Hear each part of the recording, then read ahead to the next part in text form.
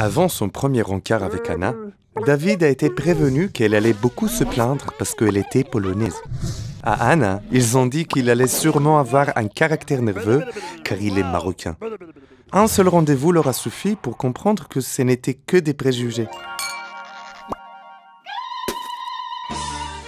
2 ans après, la sage-femme, chef du service maternité qui a mis au monde les jumeaux, était blonde.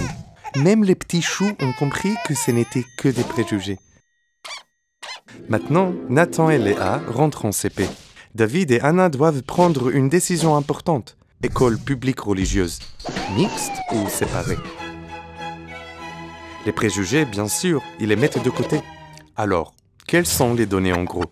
Eh bien, les écoles mixtes reçoivent presque 2 fois plus d'élèves qui viennent d'un milieu socio-économique faible.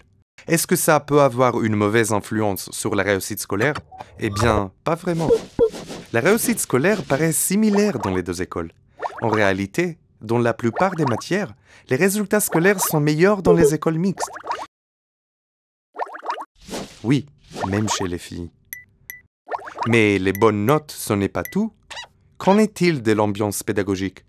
Eh bien, là aussi, malgré les préjugés, il y a une petite différence en faveur des écoles mixtes. Que ce soit l'attitude positive des élèves envers l'école ou envers leurs camarades de classe.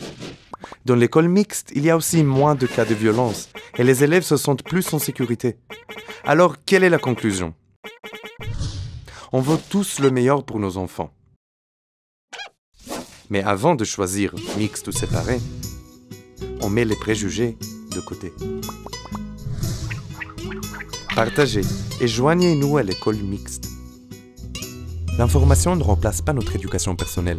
Nous n'avons pas de données sur la Hachamaim, mais lorsque l'ambiance et le climat dans l'école sont meilleurs, cela renforce bien sûr l'éducation et l'amour de la Torah et des mitzvot. Veuillez visiter la page salle de questions des parents avant utilisation.